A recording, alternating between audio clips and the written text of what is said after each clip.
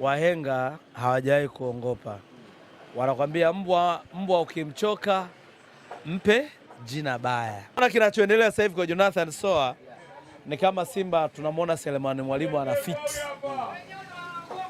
Kwa tushaanza kuona Selemani Mwalimu ana fiti, kwa hiyo tunamwona Jonathan Soa hafai.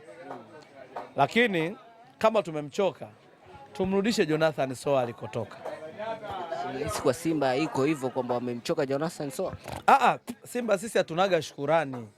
Yaani shida kubwa ya Simba hatuna shukurani. Unaona kinachoendelea? Jonathan Soa tushamchoka, tunamtafutia sababu tu.